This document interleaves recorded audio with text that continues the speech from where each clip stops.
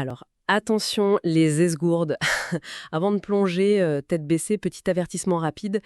Ici, on cuisine nos analyses avec pas mal d'IA et une grosse louche d'humour. Souvent noir, hein, le genre qui pique un peu. Carrément. Donc, si t'es pas à l'aise avec ça, ou si l'idée qu'une machine nous aide à décortiquer des trucs complexes, parfois un peu originaux, ben Si ça t'hérisse le poil, quoi. voilà.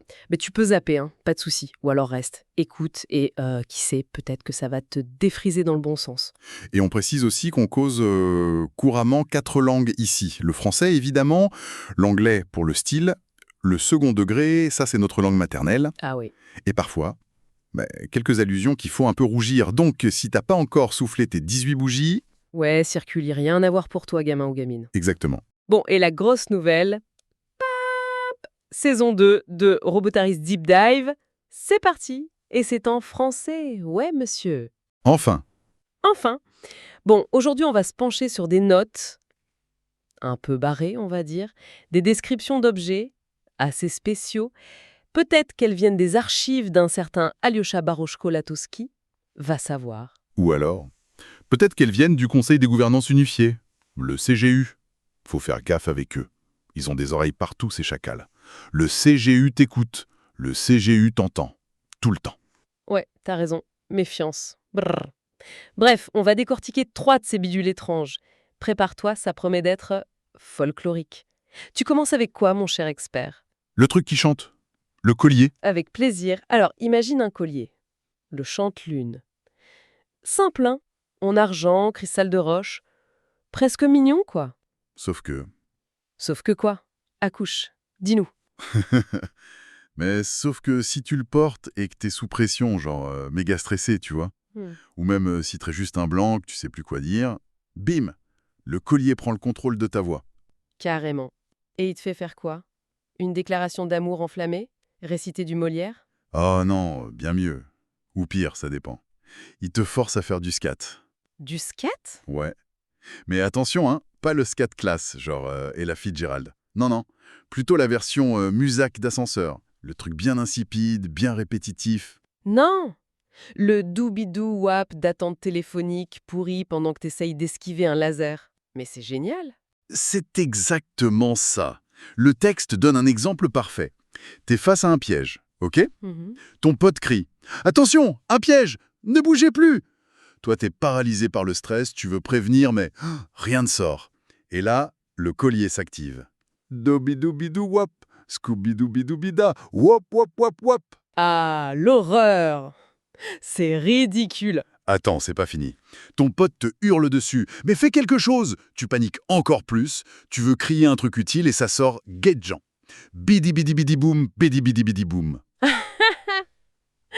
C'est un supplice ce truc. Ça transforme le danger en spectacle de kermesse pourri et ton silence gêné en impro moisi. T'es complètement impuissante, ridicule. J'adore. Tu vois le tableau. Ça doit forcer les gens à revoir complètement leur com en mission, quoi. Fini les ordres clairs et nets. T'imagines si toi tu portais ça? On se marrerait bien. Ah non, non, je préfère très nettement te l'imaginer sur toi. Ce serait beaucoup plus drôle, je crois. Salaud, va. Allez, passons au suivant avant que je ne visualise trop cette scène. La chronomine, un joujou du CGU, celui-là. Encore eux, le Conseil des gouvernances unifiées. Une montre à gousset du CGU. Ça sent la technologie de pointe planquée dans un vieux truc, ça. C'est quoi son délire? La chronomine, oui.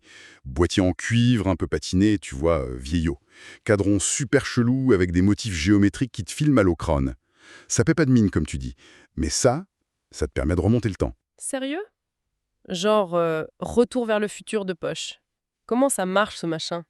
Tu tournes les aiguilles à l'envers, tout simplement. Chaque tour complet, hop, ça te fait remonter une période de temps définie. Mais il y a une limite, attention, hein, pas plus d'1 heure en arrière. Si tu essaies d'aller plus loin, la montre se bloque et, grosse envie de dégueuler, une nausée violente, c'est précisé dans la note. Charmant. Charmant. Toujours dans la finesse, le CGU. Et il y a des effets secondaires, j'imagine. Genre, tu croises ton double ou tu changes la couleur des rideaux de ta grand-mère? C'est plus subtil, mais c'est casse-gueule. Tu peux te retrouver avec des souvenirs à trous, ou des flashs de ce qui aurait dû se passer si t'étais parvenu en arrière. Des objets pas tout à fait à leur place. La réalité est modifiée, mais par petites touches, tu vois. Juste assez pour te rendre bien parano. D'accord. Donne un exemple concret que je visualise bien le truc. Ok, Mettons que tu viens de te faire méchamment dérouiller par des robotaris. Oui, c'est saleté de machine. T'es furax. Hop, chronomine. Tu remontes de 15 minutes.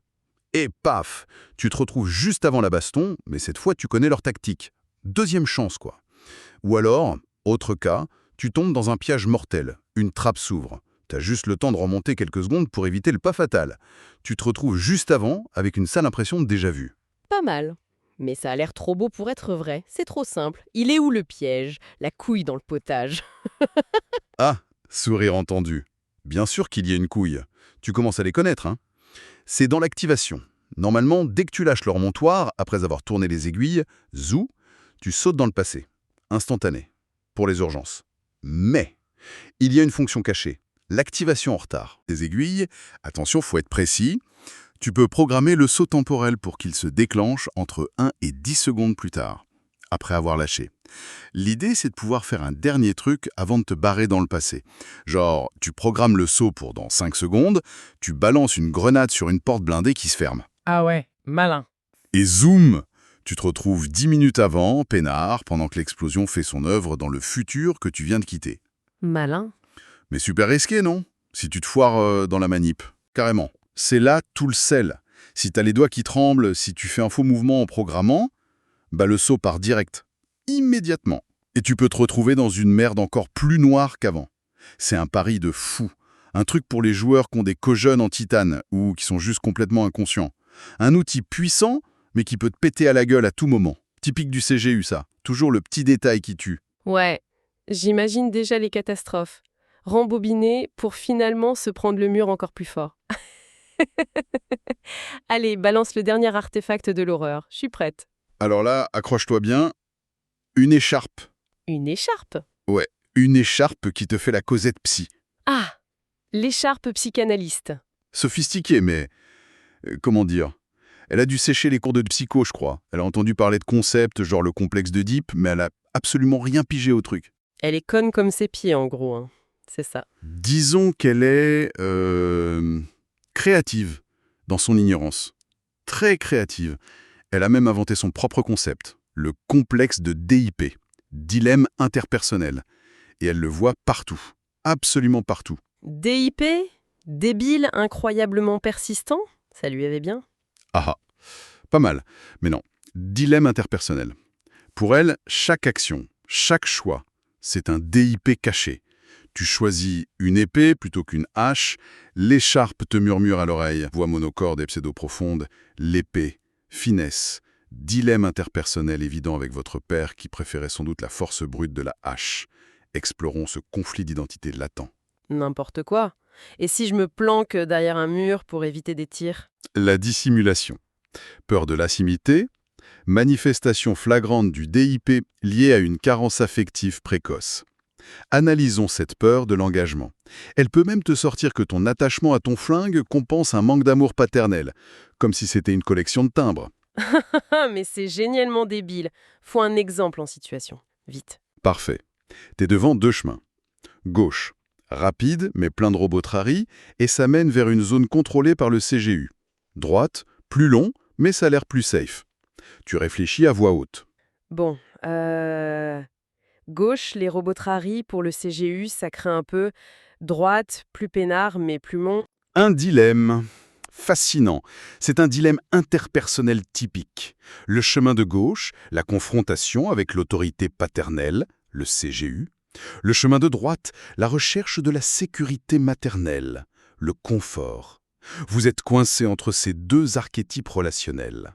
Explorons ce conflit intérieur profond. Mais y a pas de conflit, bordel. Je veux juste savoir si je suis assez costaud pour dézinguer ces robotaries ou pas. Votre force, héritée de votre père, n'est-ce pas? Cette peur sous-jacente de ne pas être à la hauteur. Le dilemme est omniprésent. Je vous suggère de choisir la voie difficile, celle de gauche, pour affronter symboliquement vos peurs et enfin dépasser cette figure paternelle. Votre père en serait fier. Mais mon père s'en fout complètement. C'est de la stratégie. Je veux juste pas perdre mon matos, merde. Les objets. Métaphore parfaite de l'héritage symbolique. La peur de perdre, de décevoir. Laissez-vous aller. La perte matérielle est un pas essentiel vers la résolution de votre DIP fondamental. Le joueur finit par choisir au pif juste pour la faire taire. C'est l'enfer ce truc. Ça rend la moindre décision super prise de tête. J'imagine même pas le bordel si tu portes ça et le chante-lune. Le scat psychanalytique, un nouveau concept. Attends, c'est pas fini. Les notes évoquent aussi une bague d'injures transformée en audio. Juste une mention rapide.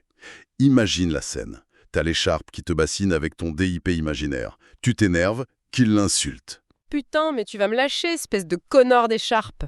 Et là, paf, la bague s'active sur putain, avec une voix super sensuelle. Oh, mon cher, ce langage, si brut, si excitant. Pendant ce temps, l'écharpe, qui a entendu connard, vibre de joie et dit connard, ah, le nom affectueux que me donnait mon père créateur. Vous me donnez un nom, c'est le début d'une relation paternelle forte. Ah ah ah, c'est le chaos total, la cacophonie. Tu insultes l'écharpe, elle croit que tu l'aimes comme un père, et la bague transforme tes autres insultes en commentaires complètement absurdes. Genre tu cries « sac à merde », la bague te sort une analyse botanique sur la composition du terreau. Le joueur doit devenir complètement taré, fou. Exactement. Une surcharge d'absurdité. De quoi perdre la boule avant même de croiser le premier robotaris ou un agent du CGU. Au pire, un agent de la division d'Arkumbra. Mais chut, faut pas trop parler d'eux. On sait jamais qui écoute et ce qu'ils peuvent faire. Bon bah voilà, un petit aperçu des joujoux qu'on trouve dans ces notes étranges. Le chante-lune pour te ridiculiser en musique, la chronomine pour jouer avec le temps et te filer la gerbe, et l'écharpe pour te psychanalyser complètement à côté de la plaque.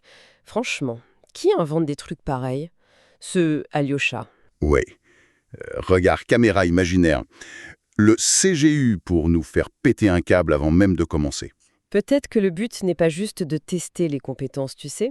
Peut-être que c'est un test de résistance à l'absurde, la capacité à garder son sang-froid quand tout part en vrille, quand la logique fout le camp, surtout quand on sait que le Conseil des gouvernances unifiées observe, toujours. Une sorte de test de santé mentale déguisé. Ouah, flippant, ça donne à réfléchir. Et pour ceux qui nous écoutent, enfin je veux dire, parmi ces trois horreurs, laquelle vous ferait craquer en premier, à votre avis? Le scat d'ascenseur, le rembobinage foireux ou le psy de comptoir en tissu? Faites de beaux rêves, si vous pouvez. À la prochaine pour une nouvelle exploration tordue. Ciao!